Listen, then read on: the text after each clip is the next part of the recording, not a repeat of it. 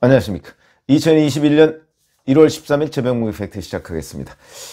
대검찰청이 김학의 전 법무부 차관 불법 출금 사건, 이 사건을 수원지검 안양지청에서 수원지검 본청의 형사 3부로 재배당했다. 이런 얘기가 나왔는데 이게 가지고 있는 의미가 무엇인가 하는 부분을 말씀을 드리겠습니다. 우선 원래 수원지검 안양지청에서는요, 작년 12월 초에 김학의 전 법무차관 출국 금지를 앞두고 불법적으로 무려 177회에 걸쳐서 이 사람이 출국을 했나 안 했나 하는 것을 들여다봤다. 이래서 이제 사찰 논란이 있었죠.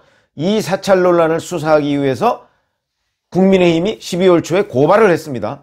그럼 고발을 하면 통상적인 수사 절차는 어떻게 됩니까? 고발하면 고발인을 먼저 조사를 합니다. 뭐 당일날 조사할 경우도 있고 아니면 당일이 아니고 한 며칠간 최소한도 이 고발인의 고발 뜻이 뭐지? 하는 걸 이제 검토를 하고 난 다음에 수사하니까 되게 며칠 걸리기도 하고 이렇습니다. 그런데 그로부터 한 달이 지났죠. 한 달 이상이 지났습니다. 12월 초니까 지금 1월 중순 아닙니까? 한 달 이상이 지났는데 고발인 조사도 안 하고 있다. 이거는 무엇을 의미하죠? 뭉개고 있다. 이런 얘기입니다. 뭉개고 있다.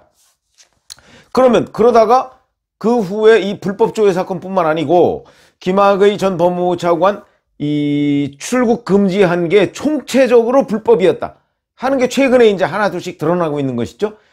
그런 공익 제보자가 국민권익위원회에다 제보한 것을 조선일보가 보도하고 각 언론이 지금 경쟁적으로 취재를 하고 있어서 결국은 그 중간 과정에 청와대로부터 시작해서 실질적으로 출국 금지를 요청한 사람이 대검 진상조사단의 과거사 진상조사단의 이규원 검사였는데 거기에 이르기까지 온갖 불법으로 얼룩졌다.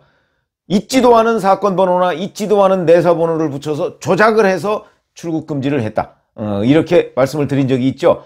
근데 그 사건입니다. 그 사건이 또 불거지니까 이 사건도 결국은 안양지청으로 갈 수밖에 없죠. 안양지청에서 기존 사건을 수사하고 있었으니까. 안양지청은 법무부가 과천에 있지 않습니까? 그러다 보니까 과천을 관할하는 데가 안양지청입니다. 그래서 거기다가 수사를 맡겼더니 진척이 없는 겁니다. 그래서 이게 왜 이렇게 진척이 없지?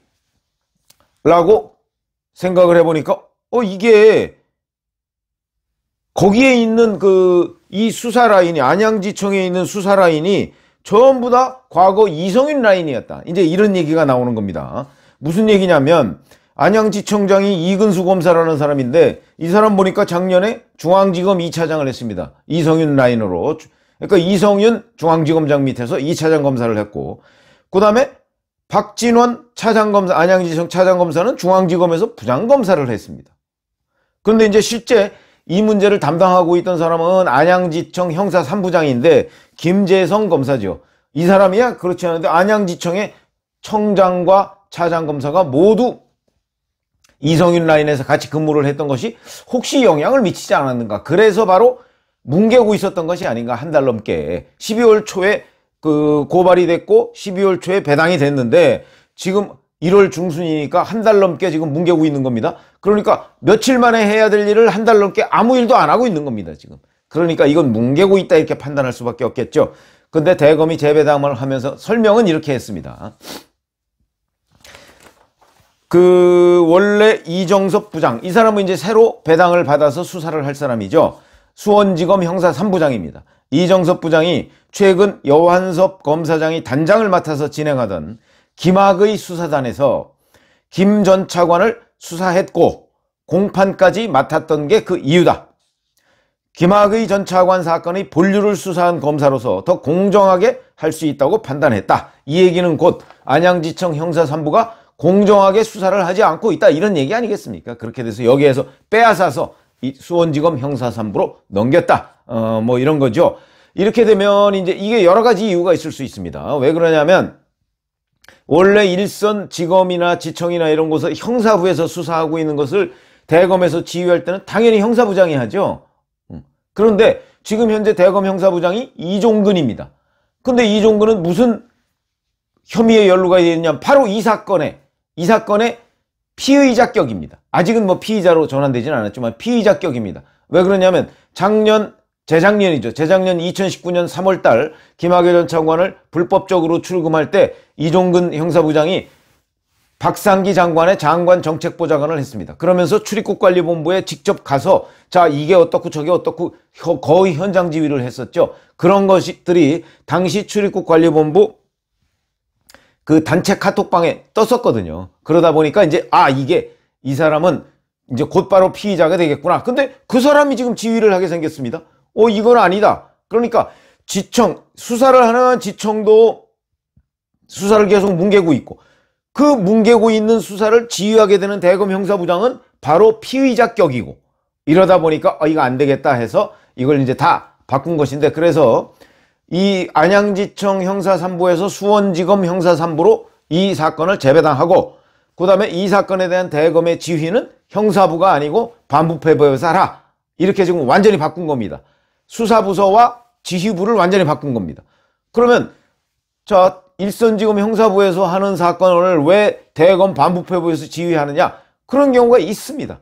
바로 이해충돌의 문제도 있을 수 있고요. 지난번 원래 지금 얘기한 김학의 전 여환섭 검사장이 재수사를 했던 그 사건도 사실은 대검 반부패부에서 지휘를 했습니다. 그렇기 때문에 이게 뭐 이례적인 건 아니다. 그래서 일단은 했던 수원지검 안양지청은 이 수사를 뭉개다가 결국 빼앗기게 됐다. 근데 실질적으로 들여다보니까 이근수 안양지청장은 작년 이성윤 서울중앙지검장과 함께 중앙지검 2차장 검사로 근무를 했고 그 다음에 박진원 차장검사는 중앙지검 부장검사로서 이성윤 중앙지검장을 모셨고 아마 이런 인연 때문에 수사를 진척을 안 시키고 뭉개고 있었던 것이 아닌가. 이렇게 지금 판단이 되는 거죠. 그래서 이제 윤석열 검찰총장이 그걸 빼앗아서 수원지검으로 넘긴 겁니다. 그럼 수원지검은 이걸 담당한 사람들이 어떤 인연이 있느냐? 뭐 여기도 문제가 없는 건 아니죠. 그러나 안양지청보다는 훨씬 나은 것으로 보입니다. 우선 문홍성 수원지검장. 이 사람은 작년 1월까지 대검의 인권부장으로 근무를 했었습니다. 대검 인권부장. 작년 1월까지. 그래서 추미애 법무부 장관이 윤석열 사단 날린다. 이렇게 해서 이른바 학살 인사라고 하는 걸 했을 때 이때 수원지검장으로 갔던 사람이죠. 근데 그 윤석열 검찰총장과 뭐 그렇게 아주 가까운 사이는 아니다라고 했기 때문에 크게 좌천당하지는 않은 그러니까 뭐 한동훈 검사장이나 아니면 박찬호 검사장이나 이런 사람들처럼 크게 좌천돼서 뭐 수사권이 없는 부산고검 차장검사로 간다든가 아니면 뭐 우리 농담처럼 해외라고 하는 제주지검장으로 간다든가 뭐 이런 건 아닙니다. 가까운 재경 수원지검장으로 간 사람이죠. 윤석열 검찰총장과 뭐 그렇게 윤석열 사단이다 뭐 이럴 정도가 아니기 때문에 수원지검장으로 갔는데 이 사람이 곧 이제 이 사건을 중간 지휘하게 돼 있는 거죠. 그런데 작년 1월 달에 갔기 때문에 올 1월 달, 이제 지금 1월 달이죠. 1월 달에 박범계 장관이 취임하게 되면 인사 대상에 오를 수가 있습니다. 이것도 하나의 변수이긴 하죠. 자, 그 다음에 이렇습니다. 이제는 반부패부가 이거를 이제 지휘하게 되고요. 근데 문제는 지휘하게 되는 반부패부장이 사실은 또 이성윤 라인입니다. 잘 아시죠? 신성식 대검 반부패부장. 윤석열 검찰총장 징계위원회 열었던 때 징계위원으로 들어갔었죠. 그러다가 마지막 2차 징계위원회 때 본인 스스로 그러니까 의사정족수를 채워놓고 본인 스스로 회피를 한 약간은 꼼수를 부린 이런 사람이고 이 사람은 또한 KBS가 윤석열 검찰총장과 관련해서 오보를 날렸을 때 그 오보를 직접 확인해 준 사람이다. 이렇게 지금 지목을 받고 있는 사람입니다. 그러나 그럼에도 불구하고 어쨌든 대검 반부패 강력부장은 윤석열 검찰총장에 직접 보좌하는 팀 아니겠습니까? 그러다 보니까 아무래도 안양지청보다는 훨씬 날 것이다. 더군다나 안양지청 말고 문홍성 수원지검장이 뭐 윤석열 사단은 아니라고 할지라도 윤석열 검찰총장과 대검에서 인권부장과 검찰총장으로 같이 근무한 경험이 있으니까 이성윤 라인으로 지금 뭉개고 있던 안양지청보다는 훨씬 날 것이다. 대검에서 누가 지휘를 하든 대검의 이성윤 라인이 지휘를 하더라도 현장에서 중간 지휘자가 더 중요하죠, 사실은. 그렇기 때문에 아마 이런 결정을 내는 것으로 보고요. 자, 그러면 이제 이게 이제 사건이 의미하는 바가 뭐냐? 이렇게 됩니다. 저는 이 사건이 원전 수사보다 더 폭발력이 있다고 봅니다. 대전지검장, 이두봉 대전지검장이 이두봉 대전지검장도 사실은 과학수사부장으로서, 대검 과학수사부장으로서 윤석열 검찰총장하고 같이 근무를 한 적이 있습니다. 그러다가 여기도 작년 1월 추미애의 학살 인사에 의해서 대전지검장으로 간 사람이거든요. 묘하게 추미애가 학살 인사로 흩어놨던 이 사람들이 지금 현 정권을 겨눈 두 개의 칼날, 하나는 월성원전 1호기 경제성 보고서 조작 의혹, 그 다음에 또 하나는 김학의 전 법무부 차관 출국 금지 요청서 조작 의혹, 이 두 가지의 조작 의혹과 관련한 수사를 맡게 됐다. 그런데 이 두 가지 조작 의혹은 현 정권의 아킬레스건이 될 수 있는 수사입니다. 왜 그러냐? 이 두 가지가 모두 문재인 대통령의 말에서 비롯된 조작이거든요.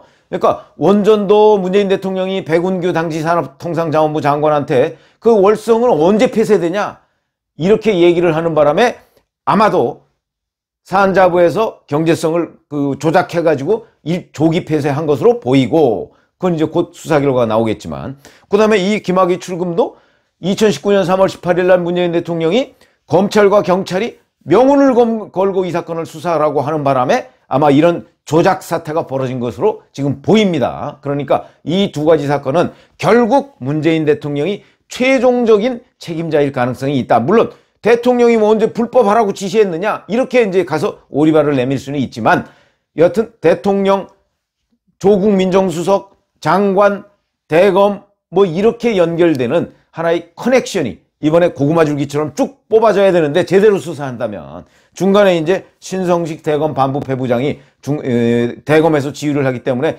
아마 윤 총장한테 보고 안 하고 뭐 어쩌고 한다면, 그렇게 된다면 문홍성 수원지검장이 윤 총장한테 직보하는 시스템으로 재경지검은 직보를 할 수도 있거든요.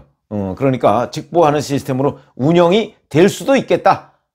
왜냐하면 또 수원지검은 수원 고검장의 뭐 관할에 있기는 합니다. 그래서 그럴 가능성도 있겠다 싶어서, 아무리 신성식 대검 반부패부장이 그 중간에서 차단을 하려고 노력을 할지라도 그게 쉽지는 않을 것이다 라는 관점에서 본다면, 더군다나 수원지검 안양지청은 뭉개다가 지금 뺏긴 거 아니겠습니까? 그러니까 수원지검 형사 3부 여기에서는 아마 제대로 수사를 하지 않을까 하는 기대를 해본다. 여하튼 이게 일생일대에 자기가 수사하다가 뭉갠다고 빼앗긴 검사, 이런 검사들은요, 검사라는 본업을 이제 그만둬야 합니다. 그래서 수원지검 안양지청의 안양지청장, 차장검사, 이 사람들은요 정말 내가 검사로서 이 본업을 소홀히 했구나 하는 것을 자각하고 그 자리를 내놓는 정도가 아니고 스스로 죄를 자처해야 될 것이다. 죄에 대한 어떤 단죄를 자처해야 마땅하다. 이런 생각이 듭니다. 감사합니다.